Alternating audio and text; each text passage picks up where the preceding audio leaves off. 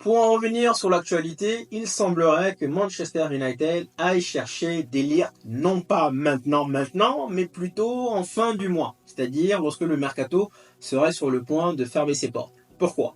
Parce qu'ils savent quelque part que le Bayern doit absolument vendre. Le Bayern doit vendre. Conclusion, Manchester United décide de jouer donc les gros bras, d'attendre quasiment à la fin du mercato pour aller le chercher. Nous ne mettons malheureusement pas l'accent sur le sportif, nous mettons l'accent sur le financier, parce que si nous mettons l'accent sur le sportif, nous allons le chercher maintenant en sachant clairement que là, l'Euro est absent pendant 3 mois. Cela signifie que nous allons jouer 3 matchs. Nous avons donc Fulham, Brighton et Liverpool. Nous allons devoir se coltiner Lindelof ou Maguire à cette position. Donc malheureusement, nous allons attendre donc jusqu'à la fin du mois. Encore une fois, c'est une source, encore une fois, à vérifier. Mais nous allons attendre donc fin du mois pour aller chercher De Ligt. Parce que le Bayern serait dans l'obligation quelque part de dégraisser déjà son salaire, mais en plus de ça, vraiment avoir des sous. Sauf que le Bayern aussi de son côté, normalement, attend de l'argent pour pouvoir acheter le joueur de Leverkusen. On verra comment ça va se passer. Donc, guys, il ne faut pas s'attendre à avoir un défenseur tout de suite maintenant. Peut-être, je dis bien peut-être, on peut espérer avoir De Ligt qui va arriver en fin de ce mois. Concernant De Ligt, justement, je vais paraphraser Paul Scholes. Il a dit, je cite, « Je ne suis pas du tout confiant envers ce joueur, encore moins sachant qu'il joue derrière Eric Dier. » C'est pas un joueur, voilà. Rappelons, ce sont les propos de Paul Scholes, rappelons qu'il s'est fait chasser par la Juve et que derrière, aujourd'hui, il est second choix. Derrière Eric Dier. Quand il dit Eric Dier, on sait tous que Eric Dier, il a quitté Tottenham. Eric Dier, guys, il est censé être un 6. À la base. Sur ce point, il n'a pas tort. Eric Dier, c'est un 6. À la base. Un 6 qui a été reconverti en défenseur central. Donc si, dans la hiérarchie, De Ligt passe derrière Eric Dier, c'est un point quand même sur lequel il faut se pencher. Et souvenez-vous, moi je l'ai dit. Je vous ai dit De Ligt, j'en voulais pas. Parce que de 1, il se blesse beaucoup. Et de 2, je vous avais dit à la base, il s'était fait chasser à la Juventus. Il s'était fait chasser par le Bayern. Maintenant, vous êtes nombreux à me dire que franchement, il est parti de lui-même, de la Juve vers le Bayern. Et aujourd'hui, bon ben, c'est surtout une question de salaire. Peut-être. Mais en tout cas, sincèrement, le fait que derrière, il mentionne le fait qu'il passe derrière, dans la hiérarchie, derrière Eric Dier, c'est quand même quelque chose quand même qu'il faut regarder à la loupe. Donc ça, franchement, guys, Paul Scholes et moi, on se connaît pas. Mais quelque part, on se rapproche, hein. On se rapproche. Maintenant, vous allez décanter ça comme vous voulez. Il y en a qui vont dire que c'est du pessimisme. Non, guys, c'est être réaliste. Maintenant, moi, De Ligt, sincèrement, c'est toujours mieux que rien. Là, on n'a rien. C'est toujours mieux que Maguire et Lindelof. Donc, je prends. Sincèrement, je prends. Je sais que parfois, ce qui va où je mets des réserves, c'est que il a beaucoup de blessures. Mais quand même, je sais quand même que c'est un joueur qui est extrêmement bon balle au pied. Et ça, je pense que ça va nous faire énormément de bien. Avoir un joueur avec un tel talent, défensivement parlant, balle au pied, apparemment, selon les statistiques, c'est le meilleur. C'est le meilleur, apparemment, d'après ce que j'ai vu, dans toute l'Europe. Balle au pied. C'est quelqu'un qui tacle.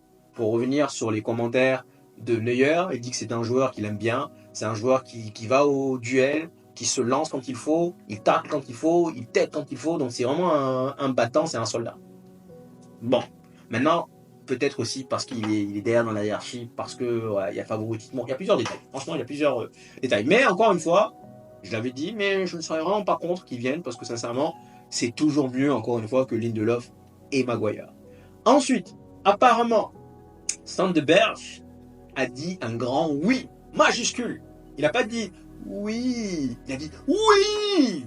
C'est ça qu'il a dit à Manchester United. Il n'a pas dit un petit oui, vous voyez, un petit... Non, il a dit oui, je veux revenir à Manchester. Mais guys, logique, j'ai envie de vous dire, c'est tellement évident. Le mec, il joue en deuxième division. Enfin, rappelons rapidement que Burnley est descendu. Donc, il joue en deuxième division. Manchester United vient toquer à la porte. Clairement, il va vous dire grand oui, bien sûr que je veux venir. Oui. Donc, apparemment, il veut venir à Manchester United, ce qui est complètement évident. Manchester United et Burnley ont entamé les discussions. On verra derrière comment ça va se passer, mais ils ont entamé les discussions. Donc, encore une fois, guys, c'est toujours mieux que rien. Donc, c'est pas mon choix numéro 1, mais bon, c'est toujours mieux que rien. Sincèrement, c'est toujours mieux. Apparemment, là, le seul choix que nous avons là maintenant, malheureusement pour nous, c'est soit Sandeberg, soit Amrabat. C'est l'un ou l'autre. Je pensais qu'on allait avoir deux. Mais visiblement, nous allons avoir soit Sandeberg, soit Amrabat. C'est l'un ou l'autre. Franchement, guys, c'est pas vendeur. La vérité.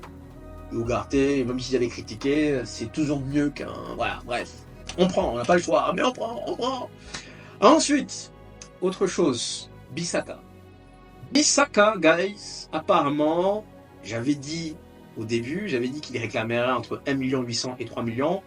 Apparemment, j'étais très loin de la plaque. Enfin, la source qu'il avait dit, qu'il avait annoncé, était très loin de la vérité. En vérité, il semblerait que Bissaka irait jusqu'à 7 millions pour pouvoir partir. C'est-à-dire que, encore une fois, rappelons rapidement que son salaire est estimé à 5,4 millions. 5 400 000 livres. Voici le salaire de Bissaka. Donc non seulement il veut une année de salaire, il veut aller taper le salaire 70 000 livres à West Ham, et il veut encore rajouter par rapport à ça 1 600 000. Donc il veut le gâteau, il veut le beurre, il veut la fermière, il veut tout. Absolument tout. Il veut 7 millions. Mais guys, rappelons rapidement quand même qu'il est en position de force. Vous savez pourquoi? Parce que si nous le vendons, si nous trouvons un accord avec West Ham pour 18 millions et qu'il part, si nous acceptons de lui donner les 7 millions, n'est-ce pas? On lui donne les 7 millions, on fait quand même tout de même un bénéfice de, j'ai envie de dire, un bénéfice de 11 millions plus 5,4 millions. Ça veut dire 16,4 millions. Vous savez pourquoi? Parce que s'il ne part pas, nous allons lui donner donc cette année 5,4 millions. Donc c'est quelque chose que nous allons quand même décaisser. N'est-ce pas? 5,4 millions. Et nous allons également le laisser partir gratuitement. C'est-à-dire que nous allons faire rentrer 0 € pour Bissaka. Alors que s'il part, nous allons certes lui donner 7 millions. Mais dans tous les cas, nous devons lui donner normalement 5,4 millions. Donc voilà. Mais les 7 millions vont rentrer dans les 18 millions. Vous voyez ce que je veux dire? Plutôt que de lui donner 5,4 millions de notre poche, on va le vendre. L'argent que nous avons reçu, nous allons donc donner 7 millions dans cet argent. Sinon, nous allons devoir décaisser 5,4 millions de notre poche. Donc, plutôt que de décaisser 5,4 millions de notre poche, vendons-le à 18 millions. Donnons-lui donc les 7 millions. Il va rester 11 millions. Donc nous allons le vendre pour 11 millions. Nous allons faire donc une plus-value de 11 millions plus son salaire que nous allons économiser. Ça fait donc 16,4 millions. Pour moi, sincèrement, ça fait peut-être passer pour des pigeons, mais oui, il est en position de force. Là, il exagère. Je vous avais dit quand même que derrière, mais là, il exagère. Sincèrement, 7 millions, il exagère. Il exagère beaucoup.